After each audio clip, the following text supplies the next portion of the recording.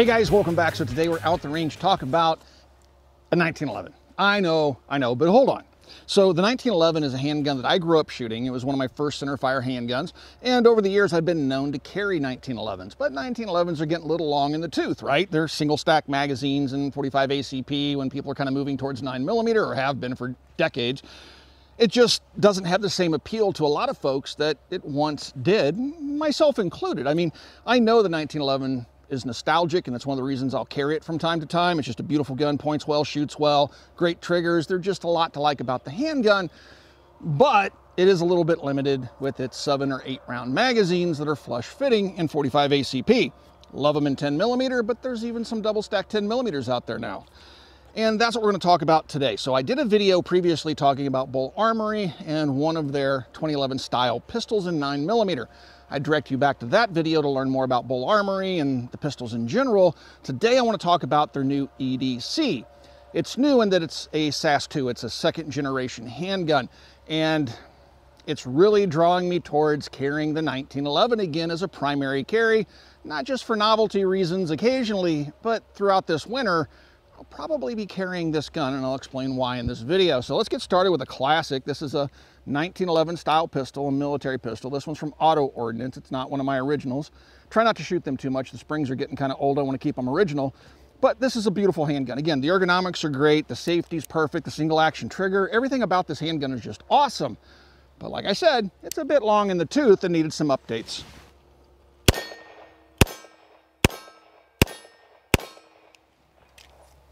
Great shooting guns. Let's take a look at this EDC. A lot of folks ask me, how can I get involved in the firearms business in that particular community? And one of the best ways to do that is to become a gunsmith. Every gunsmith I know is just overbooked with work. It's a very good living. And so if you would like to become a gunsmith, you need to go to a gunsmithing school or become an apprentice for an existing gunsmith. But Modern Gun School is an accredited college that also works with veterans in the GI Bill, where you can go and get a degree from accredited college in gunsmithing and then go out and start your own gunsmithing business, which I think is a really great option. Again, throughout my entire life, gunsmiths have always been able to earn a really good living, assuming they have a really strong work ethic. So please check out Modern Gun School. I do have a link in the video description below. So this, guys, is the new Bull Armory EDC. Second generation. This thing is absolutely beautiful. And just like the previous pistol that we talked about here on the channel, it's in the 2011 style, so it has a double stack magazine. We'll go over all the features of the handgun here in a little bit, but it's got a little bit lighter weight than the handgun we showed you previously. So this one has the aluminum and polymer lower, which lightens the weight, has a shorter, like commander's length slide and barrel, but again, a full-size grip. Now this thing does hold, in its flush fitting standard magazine, it will hold 18 rounds, plus 1 in the pipe. That's 19 rounds of ammunition. If you go with one of their base plates that adds just a little bit of length, I'll show you what it looks like in the gun, you can get 19 rounds in the magazine, plus 1 in the pipe. 20 rounds of 9mm in a lightweight, ergonomic, great shooting, red dot ready handgun. What's not to love about that? So these things are just absolutely beautiful. They got great triggers and they shoot really, really well.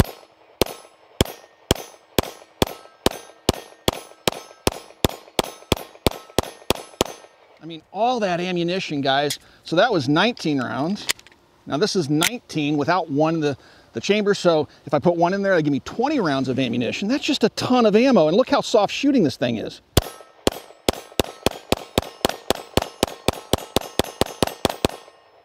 I mean, what could you not possibly love about that? So the handgun has all sorts of features. Again, we're going to talk about those here momentarily, but a few things I look for in a 1911 that tells me whether or not it's something I would buy or even possibly carry.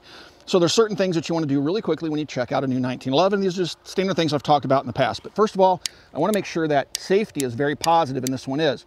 Positive off, positive on, so it doesn't just accidentally come off. This sets the 1911 apart from guns like the High Power, a gun I would never carry cocked and locked because it doesn't have that really positive detent on it, unless it's modified. The other thing that I always do is push down on the barrel hood and make sure there's no movement there, and there's not. I look at the rear of the slide, just look at the fitment, not necessarily critical always, but if they're doing a nice job on manufacturing, they're gonna make sure that all these lines are nice and smooth and there's no ridges. Then I'll cock it, push on that hammer, make sure it doesn't drop off the sear. With bad trigger jobs, it's easy to push that hammer off the sear sometimes, which makes the gun unsafe. And so then I'll just kind of run the action to just feel if it's gritty at all. And that's about it. So this handgun has perfect fitment. And again, I'm a stickler for those safeties, because if a safety's a little mushy, not very positive, I just won't carry it. Now this handgun does come cut for red dot sights, but you can see, even though I have this Holosun on there, you can still co-witness the suppressor height sights, if you will, through that red dot sight. So it's really, really nicely set up for carry. Great texturing, 1913 rail here. You have really good serrations. You can also use the red dot to charge it. Just overall really, really well thought out. So let's do some more shooting with it. Let's take it apart, look at the insides, and just kind of go over the features of the handgun.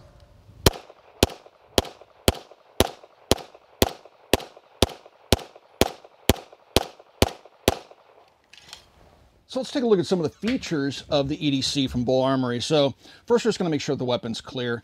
Now the magazine release is just like a 1911, but you'll notice it has a raised magazine release. Go ahead and drop that out.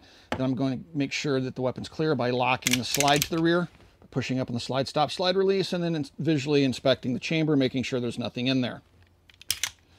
That puts the safety on, or you can let the hammer down. I recommend pinching the hammer, pulling the trigger, easing it down, and easing it forward, especially if you have a live round in there for some reason. All right, so talk about the magazine release. Take a look at the grip. So this is polymer, and this is aluminum and polymer. The signature feature of a lot of 2011 pistols, if not all of them, is this polymer frame. That reduces weight considerably.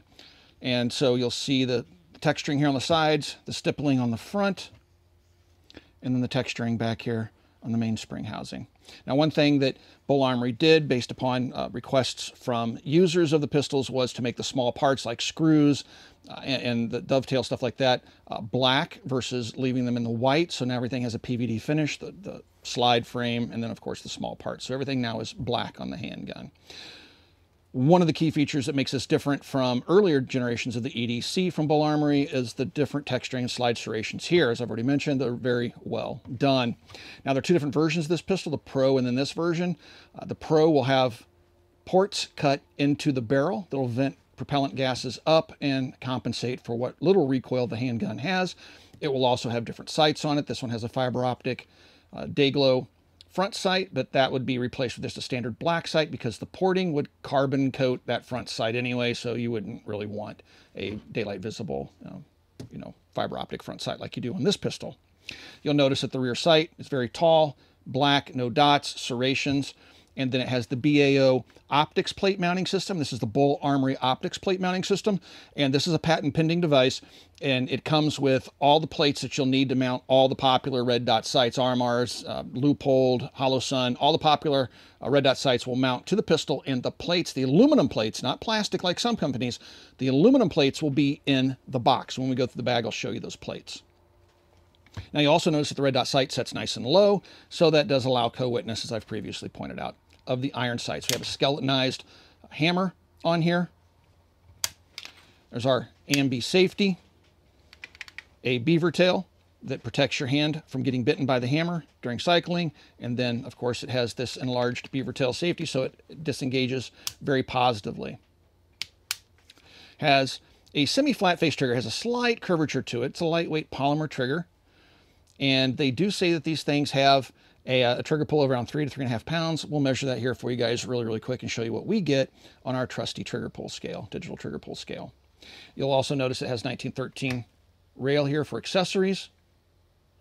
And then one of the features I love, not just in 1911s, but Glocks, anything, is undercutting right here underneath the trigger guard, allowing me to get that gun deeper in the hand. A lot of 1911s, this comes straight back down here, and it makes the gun ride higher in the hands with that dish out. It sets deeper in the hands and makes controlling the pistol noticeably better.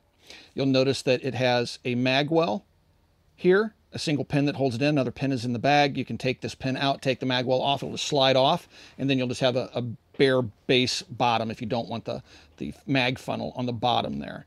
And that might be a concern for concealed carry because this may cause it to print just a little bit more. You'll notice on the front it has a barrel that's flush with the slide, and then the crown, everything is kind of recessed in there. It does have a full-length guide rod. And then we have these cuts in the top of the slide for cosmetics and probably lightening the slide and the reciprocating mass. Now, unlike some 2011 pistols, this has a very strong recoil spring in it. Some of the other ones, especially with compensators on them, those springs get very, very light and they can cause reliability issues. This one obviously is designed for self-defense primarily, and so that heavier spring will contribute to the reliability of the pistol going forward. We've had no failures of the gun. I've fired well over 1,000 rounds of the thing, and I've not had any problems with the handgun so far. Since I'm carrying the EDC as a personal defense weapon, I will be carrying it with hollow points. The hollow points I carry lately, and this will change, but these are HST 124 grain loads. Now, these are from Federal, and I do want to thank our friends over at Federal for supplying ammunition free of charge to the channel. I've been shooting their ammunition ever since I was a kid, growing up in the 80s. Outstanding ammunition, outstanding company, and great people. So, 124 grain HSTs. This is what they look like. You can kind of get an idea of how cavernous that hollow point is. So it's a blunt nose, and for some pistols it may cause feeding issues. Now with the 1911, obviously the guns have evolved a lot over the last 100 years plus that the thing has been manufactured and used by the military. So originally designed for ball rounds, but when people started using them with hollow points, they had to do some modifications to the feed ramps and things like that to increase reliability. And of course, all of that is done on a modern pistol like this. So I do have 18 rounds loaded. And these are full power loads, guys.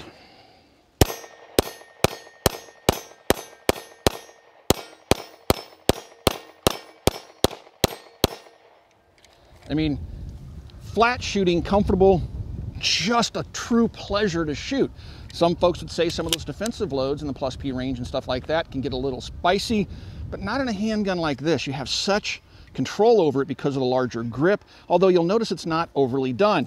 You know, people will say that the 1911 feels good because it's so narrow, and that's true, but I have large hands, and if you have medium to large hands, guns like this feel even better than a standard 1911. It has that same grip angle, nice deep cut right here where it sets nice and deep in the hands. Great trigger, the 3.5 pound range they claim. We'll put a trigger pull gauge on it. You just can't beat this handgun. The new serrations are aggressive, but not overly so they're not gonna like chew into your skin if you carry it against the skin underneath the t-shirt. It's just so well thought out.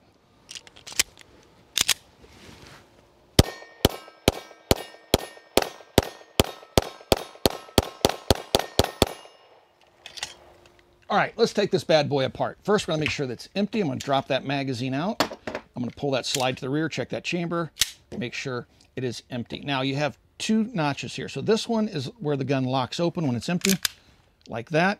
And the one right behind it is the disassembly notch. So what I want to do, and this takes a little bit of hand strength, I'm going to pull the slide to the rear until I line up the disassembly notch with the slide stop slide release. I'm just going to take a 5.56 case, but you can use pretty much anything. Sometimes you can just do it with, kind of slipped forward. Sometimes you can just do it with finger pressure, like that. Now once you got the cross pin out, the slide will come right off the frame, just like that. Here's that lower frame, nice and clean. You will notice there's no arm over here, so there's no Schwartz safety. That's that internal firing pin safety that I would prefer to have on a 1911 carry gun. This is more like a Series 70, which gives you a nice trigger. You may get a little bit of different trigger pull with the Schwartz safety, but you get the peace of mind of knowing if the hammer falls because of sear breaks or something like that, you drop the handgun, it can't fire, the firing pin can't move until the trigger's pulled. That's the only thing I would change. But it's just one of those things in 2024 I like to see, internal passive safeties. Let's talk about how to get this recoil spring and guide right out using this little tool. So what I'm going to do is, don't point this at your face. I'm going to take my thumb and push this forward, and you're going to see a little hole appear right here. You just take your little disassembly tool, put the short part of the arm in that little hole, pinch it and hold it, and let it come back, and then spring pressure will hold it in place. What that allows us to do is just knock this out the back and take it out, and it keeps the spring compressed. You can take it apart, a lot of spring pressure there, but you can take it apart and clean it if you want to. Or you can just gun scrubber it and oil it and call it good. Push your drop link forward, push up on the barrel hood with your finger, and then you can just slide the barrel out of the gun. So that's it. That's all you need to do to the field strip it and clean it. You'll notice there's no plunger in there for the firing pin safety that I was talking about earlier, but the machining is nice and clean. The PVD finish is nice and smooth, evenly applied. It's just a very, very cleanly manufactured handgun. All right, let's go ahead and put it back together. And push that drop link forward, take your barrel, slide it in through the front of the slide, push it all the way back until it drops down, like that. All right, now I will want the drop link up. That's different than how I typically put standard 1911s back together, but I want that up. Take my recoil spring and guide rod, drop it back in here, push it forward, kind of wiggle it around until it comes through there. And then I'm going to push it forward, take the disassembly tool out, and then ease this back up against that. All right, so I pushed that drop link forward. See how the drop link's sitting in there? The spring's all the way down against the barrel. And now I can take my slide and put it on the frame, draw it to the rear. And as soon as it drops back, I just pull it back a little bit, and that drop link's going to be in the right spot, so I can push the pin through, and that's going to hold it back together. Now I just got to draw it back to the disassembly notch and push. It's a little bit easier if you come from the bottom and push up.